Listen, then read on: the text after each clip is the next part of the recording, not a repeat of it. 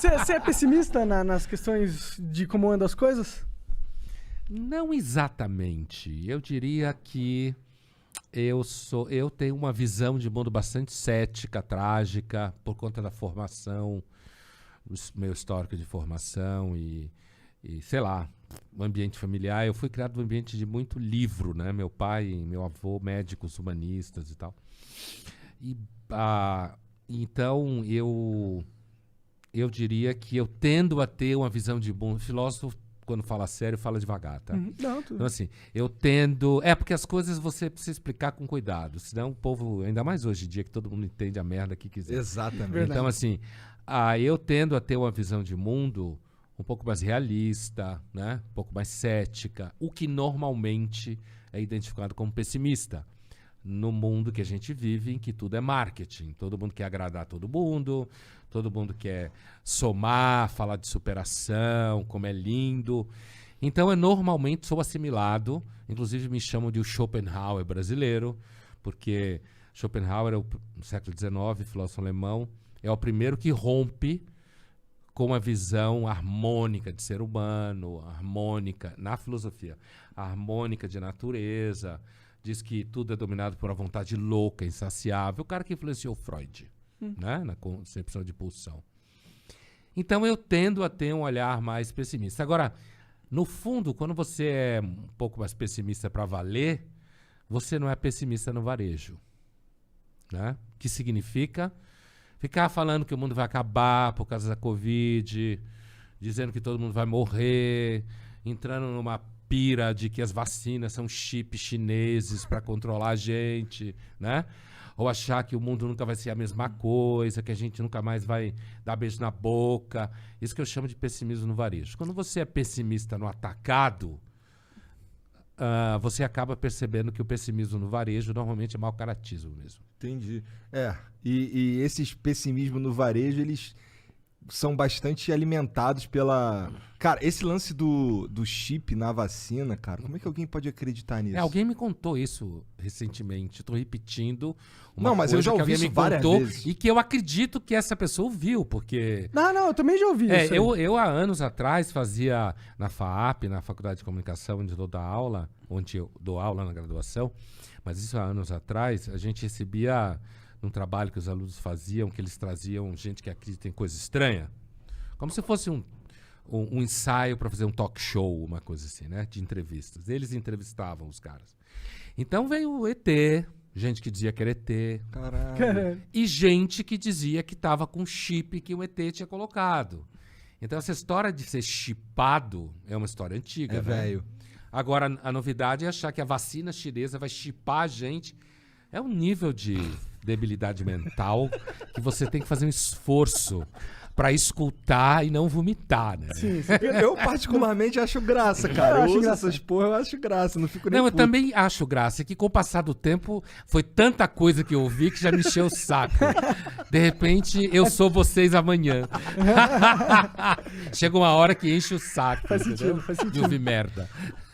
Bom, a gente já ouviu aqui que a Terra é plana, que a Terra é oca. Eu também já ouvi essas coisas. Que tem uns seres vivendo na terra oca, dentro da terra. Terra plana também O cara já ainda ouvi. falou assim, por isso que tu não vê que de vez em quando saem uns mamute? Que caralho. Onde que ele viu o mamute? Mamute. Os mamutes acabaram há muito tempo. Sim, eu vi uns descongelando agora por causa do aquecimento global. Congelando, os bichos estão mortos há muito tempo. Há muito cara. tempo. Cara, mas me explica um pouco aí. Eu não manjo muito bem o que é um filósofo, cara. Cara, eu posso explicar pra ele? Pode. Cara, ele basicamente tem as linhas de raciocínio dele, ele gosta de explorar elas o máximo possível e ele arranjou um dia de ganhar dinheiro. Então calma aí. Então tu Com tem isso. um jeito específico de pensar, é isso? Então, assim, olha. Primeiro, filósofo é uma formação universitária, profissional. Na origem não era. Platão Aham. criou uma escola que ele chamava academia. Tu acha que necessariamente um filósofo precisa estudar filosofia? Eu diria pra você o seguinte. Pra você pensar de uma forma mais organizada, você precisa ter disciplina. Tá. Porque o filósofo tem que ler muito. Porque senão você começa a dar opinião idiota. Entendeu? Assim, tipo, tá chovendo hoje? Ontem não choveu. Quer dizer, nada. Então você tem que ler muito, Pensar profissionalmente significa que você tem que estar lendo, entrando em contato, seja textos clássicos, autores atuais, tem que ler muito. Por isso que eu falo que filósofo normalmente vive com os mortos. Porque a gente fica o tempo inteiro lendo, e isso é a profissão. Então, se você não gostar disso, fudeu, né? Agora, desde o século XIX para cá, mais sistematicamente, filosofia virou uma profissão. Então, normalmente você dá aula, né? Você dá aula, seja em filosofia, seja em outros cursos. No século XX, na França, surgiram assim, os primeiros filósofos pop. Sartre, Albert Camus, Merleau-Ponty, ali depois da Segunda Guerra, que ficaram famosos, davam entrevista em jornal, escreviam em revista.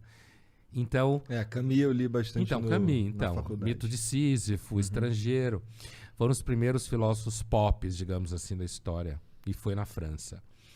Então eu diria para você que assim, um filósofo, ele pode ser apenas um reprodutor de muitas das ideias que ele estuda. A gente, na formação, a gente tem que fazer mestrado, doutorado, pós-doutorado, sustentar tese, né? O doutorado tem que ser original. E, agora, você pode ou não desenvolver visões mais originais, que você chamou de ter umas ideias e tal. A nossa formação não é para isso. A formação filosófica profissional é para você ser especialista em determinada escola filosófica, determinado autor, uma área política, ética, sei lá, ciência, não sei o quê. Dependendo do teu, quando eu fui para filosofia depois de fazer 5 anos de medicina, né? Eu escutei muito na faculdade de medicina que eu fazia a pergunta errada. Por quê? Porque eu fazia perguntas de filósofo, né? Aí, quando eu estava no 2º ano, eu fui estudar Freud, psicanálise, para ver se dava um freio de arrumação na faculdade. Como eu venho de família de médico, então, vou ser médico. Bom aluno, ser médico, é normal, né? Mas aí eu fui morar 1 ano no kibbutz, em Israel, para espairecer a cabeça e tal. Mas eu fazia pergunta que eu levava umas bordoadas, assim, porque isso não é pergunta de médico. Aí eu fui para a psicanálise, estudei psicanálise cerca de 10 anos, e a psicanálise acabou me levando para a filosofia. Aí eu resolvi fazer a graduação de filosofia e fazer toda a carreira. Então, quando eu cheguei na filosofia, eu devia estar, na graduação, eu devia estar com 25 anos, alguma coisa assim. Não era mais moleque. Era jovem, mas é um moleque. Já era até pai, pô. Sim, já era pai, exatamente. E aí, assim, eu entrei na filosofia já meio que para valer. Eu não queria ir para a filosofia para virar especialista num cara e falar daquilo a vida inteira. Uhum. Eu queria ir para a filosofia para responder as perguntas erradas que eu fazia na medicina. Entendeu? Então, ainda no 1º ano de filosofia, eu era leitor do Paulo Francis, que eu não sei se vocês sabem quem é. Não manjo. É um grande jornalista que morreu em 97. Foi muito famoso nos anos 80, 90. Vocês iam gostar. Vocês gostam de rir de gente que fala merda? Põe Paulo Francis. Mas eu sou o cara que fala merda também. Mas uma coisa é você falar merda, outra coisa é rir de quem fala merda. Tá. E tem um tipo de merda específica que a gente ri mais, né? E aí ele escrevia na Ilustrada, na Folha, na época. E eu já tinha intenção de escrever na Ilustrada no 1º ano de filosofia. Eu já queria ir pra mídia. Entendi. Porque eu queria fazer parte do debate público. E eu fiz isso. Entendi. E aí hoje tu dá aula, tu dá palestra, tu escrevo livro. dá umas cagadas bem longas, fica sentado. A gente tava pensando. A gente tava pirando aqui, cara, como é que é uma cagada de um filósofo? Deve ser uma cagada de horas. Não pode, porque senão você vai fazer hemorroida. Que porra é essa? Só amador pensa na privada. Profissional pensa dentro de uma biblioteca, cara, cercado de livro. Tá certo. Eu sou amador. Bom. Pô, pelo menos a gente é amador nisso, né? Legal. Pelo menos a gente tá pensando. Você conversa muito com seus amigos também filósofos? Então. Você acha que trocar ideia com os filósofos é também uma forma de adquirir conhecimento ou chegar em novas ideias? Vou te dizer uma coisa. Por exemplo, estava citando algumas das figuras famosas e o Karnal é que é meu amigo já há algum tempo. Às vezes a gente fala por WhatsApp, né? Muitas vezes, assim... Normalmente a gente só fala merda. Certo? Entendi. Então, Normal, assim, como todo mundo. a gente só fala merda. E assim, mesmo ex-colegas de faculdade, um deles é muito meu amigo até hoje, a gente normalmente só fala merda. Por que acontece? Você fala coisa cabeça o dia inteiro. Então, Pois é. por exemplo, aqui a gente tá falando coisa cabeça, apesar de usar uma linguagem meio de merda. Sim, sim. Né? Mas assim, você fala um monte de coisa inteligente, escreve coisa inteligente, é na mídia, é no mundo corporativo quando você faz palestra. Então chega uma hora, quando você sai das quadras, digamos assim, você só quer falar merda. Que merda que vocês falam normalmente? Aqui todo cara fala normalmente. Tipo Mulher. mulher. Quando tem corintiano, eu gosto de zoar corintiano. Você assiste filme ruim? O que você chama de filme ruim? Pra mim, Avengers. filme ruim é o Nosso Lar. Nosso Lar? Esse filme é Aquele ruim? espírito, ruim pra Eu não caralho. assisti, eu não assisti. É o pior filme que eu vi na minha vida. É difícil dizer o melhor filme que eu vi na minha vida. Isso é porque tu nunca viu as grandes aventuras de Branca Leone. Não, é pior. O que eu tô falando é pior. Por que tão Vocês ruim assim? viram o Nosso Eu Lar? não vi, eu não vi. Não. Então. Mas eu sei do que se trata, é o lance lá dos espírita, não é? O papo do... É, de que você morre, você vai pro mundo,